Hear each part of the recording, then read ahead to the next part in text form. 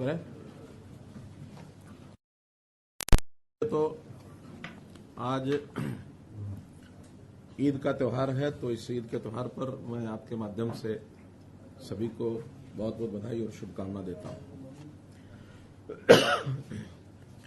दूसरा, आज के इस पत्रकार वार्ता में मुख्य रूप से जिसलिए आप लोगों को बुलाकर मैंने जो बताना चाह रहा हूं मैं, कि जैसे हम देख रहे हैं कल मानसून सत्र केंद्र यानी संसदीय सत्र जो शुरू हो गया है, और उसमें कल के घटनाक्रम से जो चीजें निकल करके आई वो बहुत ही एक प्रकार की चिंता पैदा करने वाली है, बहुत ही एक प्रकार से ध्यान आकर्षण करने वाली है। इस बार के मानसून सत्र में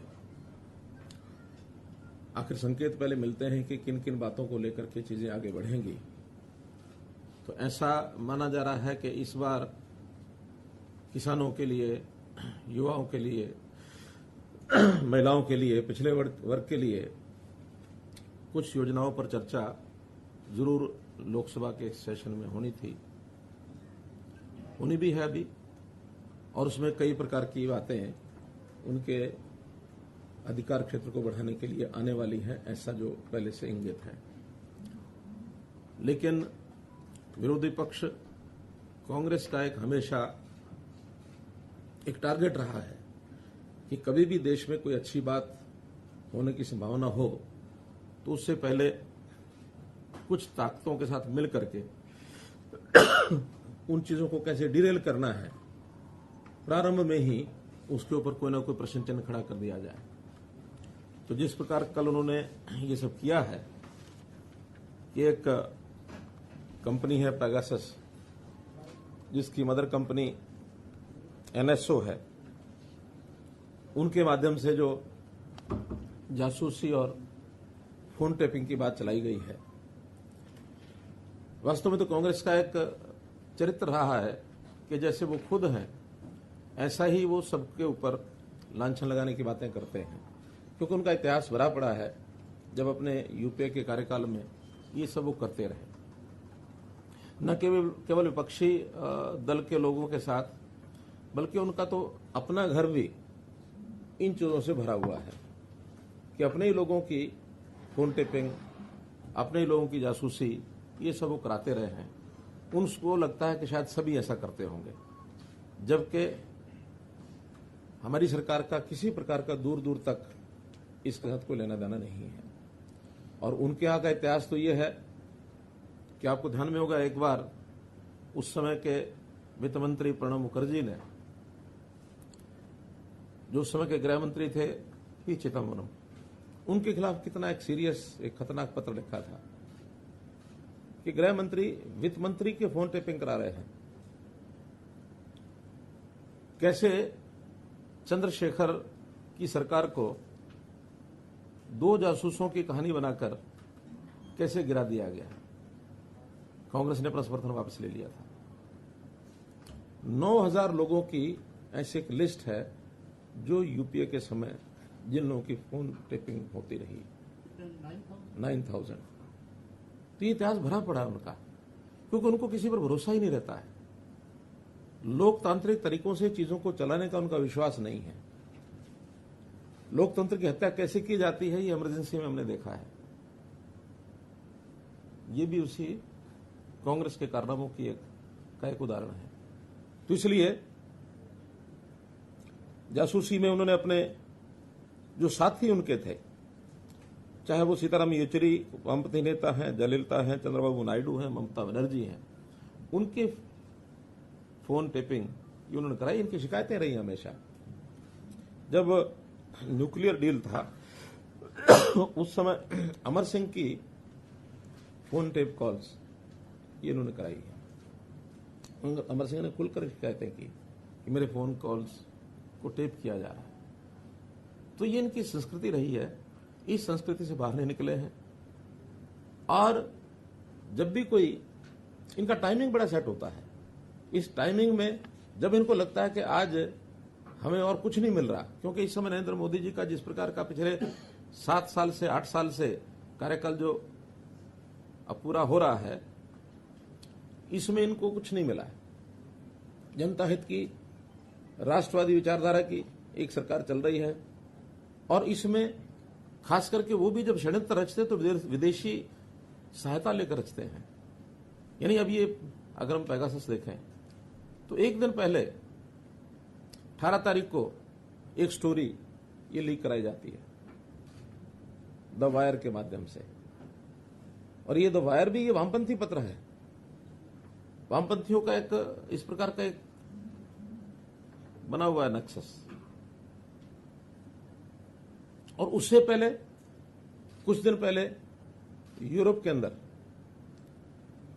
एमनेस्टी नाम की जो संस्था है वो अपने वेबसाइट के ऊपर इन कहानियों को चलाती है। एमनेस्टी ने वहां से छापा, यहां वायर ने पकड़ लिया, और वायर ने उठा करके ये विषय उड़ा दिया कि यहां तो पता नहीं कितने लोगों की सारी फोन टेपिंग हो रही है और उनके मंसूबे जो किए जा रहे हैं। हमको क्या जरूरत है इनके फोन टेपिंग करने की, क्योंकि तो बिना फोन टेपिंग ही जनता में जो बोल देते हैं वही इतना हास्यास्पद होता है कि उसी का जो इनको खामियाजा भुगतना पड़ता है। तो हमको इनके अंदर की बातें ज्यादा निकालने की जरूरत होती नहीं है, ये बहुत कुछ वैसे ही बोल जाते हैं। और इस सारी स्टोरी की सत्यता तो, ऑथेंटिसिटी तो हम इस बात से दान कर सकते हैं, ये एमनेस्टी संस्था ये इंटरनेशनल है, तो इंटरनेशनल संस्था की अपने जो उनके जिसको कहना चाहिए उनकी अपनी विश्वसनीयता, उसके ऊपर प्रश्न चिन्ह है। एमनेस्टी जब ये भारत में आकर के काम करने लगी तो इनसे पूछा गया कि आप ये सब काम करते हैं, आपने सोर्स ऑफ फंडिंग ये बताओ। तो इन्होंने सोर्स ऑफ फंडिंग बताने के बजाय ये कह करके कि भारत में काम करना बड़ा मुश्किल है, यहां से बिस्तर बोरी लग जाओ, और ये एमनेस्टी बिस्तर बोरिया बांध के चली गई। तो जो संस्था अपने सोर्स ऑफ फंडिंग नहीं बता सकती, उसकी कहानी के ऊपर विश्वास कैसे किया जा सकता है? इसका मतलब कहीं ना कहीं इनके सबके तार ऐसी संस्थाओं से जुड़े हैं जो भारत देश की इमेज को खराब करना चाहते हैं। कांग्रेस के ऊपर मेरा सीधा आरोप है, कोई ऐसी बात हमारे खिलाफ कहें, नरेंद्र मोदी जी के खिलाफ कहें या केंद्र सरकार के खिलाफ कहें, जिसका कम से कम देश की जो हमारी संप्रभुता है, देश का जो हमारा मान सम्मान है, उसका तो ध्यान रखें। कोई अपने देश के अंदर की कोई बातें कह करके अगर कोई आलोचना होती है तो हम सहन भी करते हैं, कोई दिक्कत नहीं है। लेकिन जिन बातों को लेकर के हमारे देश की इमेज विदेशों में घटती है, ऐसी चीजों से इनको सावधान रहना चाहिए। इस प्रकार के खेल ना खेलें, वरना देश का अहित होगा, हमारे बारे में विश्वसनीयता ये घटेगी। आज देश दुनिया में किसी एक लेवल पर पहुंचा है, वो मोदी जी की नीतियों के कारण से, एनडीए की नीतियों के कारण से हम लोग कहीं पहुंचे हैं। लेकिन उसको धरातल पर न उतरने देने के लिए, उसको बदनाम करने के लिए जिस प्रकार की कहानियां ये बनाते हैं, तो इन कहानियों को जैसा ये कर रहे हैं, इसकी मैं निंदा करता हूं। और कुल मिलाकर के देश की जनता इन बातों को ध्यान रखेगी कि ऐसे किसी विदेशी संस्था के साथ कांग्रेस जो षड्यंत्र करके जिस प्रकार का ये फोन टेपिंग कंट्रोवर्सी को इन्होंने उछाला है, ये सिस्टमेटिक तरीके से भारत की प्रतिष्ठा को चोट पहुंचाने का ये काम है। इसकी निंदा हम सब करते हैं। इतनी ही बात आज की इस प्रेस कॉन्फ्रेंस में मुझे आपके सामने रखनी थी। जो आप ये चिंता बता रहे हैं, ये आपके पास आधिकारिक सूचना भारत सरकार से आई है या फिर क्योंकि इंटरनेशनल और नेशनल इशू चल रहा है, तो आपके पास, हमारे पास अपना जो सूचना है, जिस अधिकार से आप कह रहे हैं कि ये सब षड्यंत्र रच रहे हैं, ये पॉलिटिकल स्टेटमेंट भी हो सकता है, चीफ मिनिस्टर का आधिकारिक बयान भी हो सकता है, तो इसका आधार क्या है? ये आधिकारिक बयान है। जब से कल ये सारा लोकसभा विषय उठा है, मैं इसके ऊपर 10 घंटे लगातार मैंने लगाए हैं। मेरी जानकारियां ऑथेंटिक जानकारियां हैं, ये सरकार की एजेंसियों के माध्यम से भी जानकारियां हैं, ये वेबसाइट के माध्यम से भी जानकारियां हैं, ये मीडिया के माध्यम से भी जानकारियां हैं। सभी सोर्सेज से जानकारियों के आधार पर मैं कह रहा हूं, क्योंकि जब एमनेस्टी इंटरनेशनल भारत में आया, उनसे भारत सरकार ने पूछा कि आपके सोर्स ऑफ फंडिंग क्या है। उन्होंने बताया नहीं, बल्कि अपना बिस्तर बोरी लाद करके चले गए। ये तो फैक्ट है। इस फैक्ट के अंदर मुझे कोई अनुमान नहीं लगाना है। कांग्रेस का जो इतिहास है पिछला, वो सारा फैक्ट है। चंद्रशेखर सरकार गिरी कि नहीं गिरी? 2 जासूसों के जासूसी के कारण से गिरी ना। हरियाणा पुलिस के जासूसों के ऊपर ये ब्लेम लगाया गया क्योंकि कांग्रेस को समर्थन वापस लेना था। आखिर प्राइम मिनिस्टर के घर के बाहर 2 सीआईडी वाले मिल जाएंगे तो इससे सरकार गिरती है क्या? सीआईडी वालों को अपने काम है, करते हैं। अब मेरे बगल में सीआईडी चीफ बैठे हैं, तो इसका क्या मैं क्या कहूं कि ये सब सीआईडी करने आए हैं यहाँ? पर इनको आपके आप साथ में लेकर कोई मकसद तो है? मकसद तो यह है कि इनकी जानकारियां बहुत ज्यादा हैं। इनकी जानकारियां, सीआईडी का काम होता है जानकारियां रखना, और जानकारियां मैंने इनसे भी ली हैं। ये भी पहले आईबी में थे। यही मैं जानना चाह रहा था जी। नहीं, उसमें मुझे आपत्ति नहीं है बताने में। जो फैक्ट्स हैं वो फैक्ट्स हैं, और ये सारी जानकारियां हम सामान्य व्यक्तियों की बजाय जो प्रोफेशनल इंस्टीट्यूशंस हैं वो ज्यादा जानकारी रखते हैं, हमसे ज्यादा रखते हैं। इनका काम है ये। आपने कहा कि 10 घंटे अध्ययन किया, जो उसमें नाम आया उसमें कुछ आपकी पार्टी के नेताओं के भी नाम है, तो देखिए इस तरह के आरोपों का क्या है? विपक्ष की जासूसी कराया। देखिए ये जो एजेंसियां होती हैं जो इस प्रकार के खुफिया तंत्र के सॉफ्टवेयर बनाती हैं, उन्होंने एक सॉफ्टवेयर बनाया हुआ है। वो सॉफ्टवेयर दुनिया को बेचते हैं। किसको बेचते हैं, किसको नहीं बेचते हैं, उनका अपना इंटरनल मामला। कौन खरीदता है, कौन नहीं खरीदता, ये खरीदने वाले का मामला है। क्या उनका हेतु होता है, ये उनका मामला है। लेकिन उसके अंदर बहुत से जो उनका डाटा बनता है टेलीफोन नंबर्स का, पता नहीं, हो सकता मेरा भी टेलीफोन नंबर उसमें हो, आप लोगों का भी किसी में हो। तो डाटाबेस जो होता है फोन नंबर्स का, वो जो 50,000 फोन नंबर्स जो रिलीज किए गए हैं, वो उनके हो सकता है टारगेट रहे हों, लेकिन वो टारगेट किसने बनाया और कौन सी कंपनी ने कहां से जाके लिए, और वो सारे कोई उनके ऊपर कोई स्पाईवेयर काम किया क्या नहीं किया, ये कहीं कोई प्रमाण नहीं है। मेरा फोन भी है, मैं भी सावधानी से ही अपनी बात करूंगा, क्योंकि हो सकता है मेरे फोन भी कहीं ना कहीं किसी ने लगा रखा हो। दुनिया में बहुत सी ऐसी एजेंसीज हैं जो इस प्रकार के जासूसी काम करते हैं, दुनिया में है। लेकिन हमारा उसमें क्या रोल है? हम तो हो सकता है स्वयं उसमें फंसते हों, लेकिन हमारा इसमें रोल नहीं है। अगर कोई जासूसी कंपनी ने कोई 50,000 नंबर आउट किए हैं, तो ये वो कंपनी अपनी रिसर्च सेंटर में बताएगी कि क्या है क्या नहीं है। ये शोर तो यही मच रहा है सर कि ये जो पेगासस का जो सॉफ्टवेयर है वो केवल सरकार को ही बेचते हैं, प्राइवेट नहीं, प्राइवेट एजेंसियां भी लेती हैं उनसे। हाँ, वो भी लेती हैं। अब ये हो सकता है कि प्राइवेट एजेंसियां उनसे प्राइवेट तरीके से लेती हों, डिक्लेयर ना करती हों, क्योंकि बनाने वाली जब एजेंसी प्राइवेट है, ये कौन सी सरकारी है? नहीं, हमारे पास इसकी कोई जानकारी नहीं है। लेकिन अगर किसी के नंबर किसी प्राइवेट एजेंसी ने ले रखे होंगे और हमारे पास कोई शिकायत आएगी तो हम ढूंढ जरूर देंगे। हमारे पास कोई शिकायत आए तो हमारे पास इतने सिस्टम हैं कि उसको ढूंढ जरूर देंगे।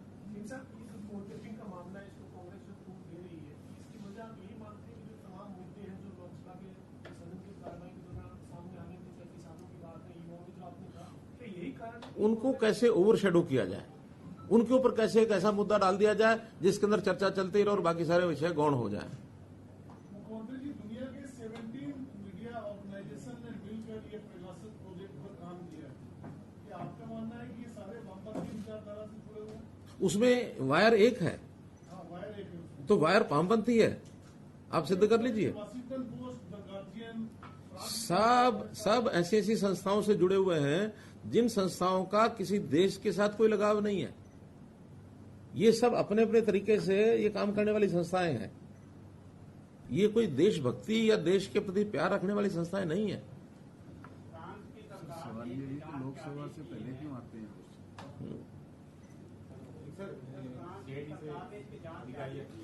हाँ, क्या करें? हाँ,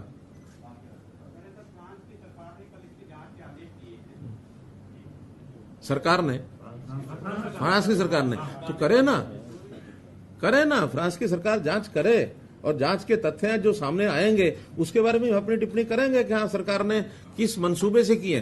क्योंकि कोई दूसरा देश किसी दूसरे देश के बारे में कोई बात टिप्पणी करता है और कोई जांच कराता है, उसका भी अपना कोई मंसूबा हो सकता है।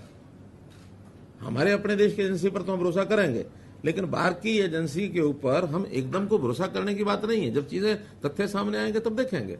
और देखिए, इन सारी बातों का एक जो मुख्य बात है, मान लो ये विषय था भी सही, कोई ऐसा असल में तो कोई है नहीं, लेकिन इसकी कोई विषय को उठाना ही था तो ये 20 दिन पहले, महीना पहले, 2 महीने पहले, 15 दिन पहले क्यों नहीं हुआ? विषय तो ये सालों से चल रहा है। ये कंपनी 2018 से ये काम कर रही है। विधानसभा का, लोकसभा का सत्र शुरू हुआ उससे 1 दिन पहले इस विषय को उठाने का हेतु क्या है? ताकि हमें शोर मचाने के लिए कोई मुद्दा मिल जाए। क्योंकि सब तो जरूरी नहीं कि 10 घंटे का समय लगाएंगे, जैसा आज मैं अथॉरिटेटिव बोल रहा हूं, ऐसे सब लोग 10-10 घंटे का समय लगाएंगे और फिर जाके बोलेंगे। लोकसभा में हर प्रकार के लोग बैठे हैं, अब उनको अपनी बात को ऐसे बताने के लिए कि हाँ भी हम ये बहुत बड़ा कुछ कर लिया हमने और उसके कारण से शोर मचाना और विधानसभा का लोकसभा को न चलने देना। क्योंकि पहले भी कई किस्से ऐसे आए हैं, जब किसी मुद्दे को पकड़ते हैं लोकसभा को कितने दिन अवरोध डालना, ये जो अवरोधक है ये वास्तव में देश की प्रगति में अवरोध पैदा करते हैं। ये सरकार चलाने में अवरोध पैदा नहीं कर रहे, देश की प्रोग्रेस में अवरोध पैदा कर रहे हैं। इसी मुद्दे को लेकर कांग्रेस जो है वो देश भर में प्रदर्शन करने जा रही है। नहीं तो करेगी तो उनको जवाब मिलेगा। लोकतंत्र तरीके में प्रदर्शन करें, प्रदर्शन करना अधिकार है सबका, लेकिन प्रदर्शन करने में जो कहेंगे उसका जवाब तो हम देंगे ही। लोगों को लोक जागरण तो तभी होता है जो लोगों में ये सारी बातें जाएंगी। आखिर मुझे प्रेस कॉन्फ्रेंस करने का हेतु क्यों ध्यान में आया? इसलिए कि इन विषयों की जानकारी आपके माध्यम से लोगों को मिले, लोगों का जागरण हो कि कांग्रेस क्या करती है। कांग्रेस की काली करतूतें ये कभी भी कामयाब नहीं होंगे, न ये देश में होंगे, न ये हरियाणा में होंगे। हरियाणा की बात बताता हूं आपको। अब CMEI क्या है संस्था? CMIE हर बार ये पिछले 1.5 साल से 2 साल से कि बेरोजगारी 29% हो गई, बेरोजगारी 35% हो गई, बेरोजगारी 36% हो गई। और हमने कहा कि सेल्फ डिक्लेयर्ड जिन लोगों ने डिक्लेयर किया कि मैं बेरोजगार हूं वो 6.1 है। हमारे पास तो अब क्योंकि हमने तरीका खोज लिया अपना, ये तो सैंपल इकट्ठा करते होंगे CMIE वाले, तो 2000 सैंपल ले लिए, उसमें कुछ रिटायर्ड लोगों भी डाल लिया, कुछ और। अब रिटायर्ड आदमी क्या कहेगा मैं रोजगार वाला हूं? 60 साल से ऊपर के आदमी का तो पूछने का कारण ही नहीं है। बेरोजगारी होती है 18 साल से 60 साल के बीच में, रादर 18 से 58। ये जो 40 वर्ष का जो कार्यकाल है किसी का, इसमें रोजगार है कि बेरोजगार है, इन्हीं का मूल्यांकन होता है। अब 75 साल के आदमी को आप कहेंगे क्या बेरोजगार है कि रोजगार है? कोई अर्थ है? या किसी स्कूल कॉलेज विद्यार्थी को कहेंगे रोजगार है कि बेरोजगार है? कोई अर्थ है उसका? कोई अर्थ नहीं। कुल मिलाकर सेल्फ डिक्लेयर्ड लोगों ने 6.1% लोगों ने कहा कि हाँ मैं बेरोजगार हूं, और मानते हैं 3 से 5% बेरोजगारी हर एक देश में, हर एक प्रांत में, हर जगह रहेगी।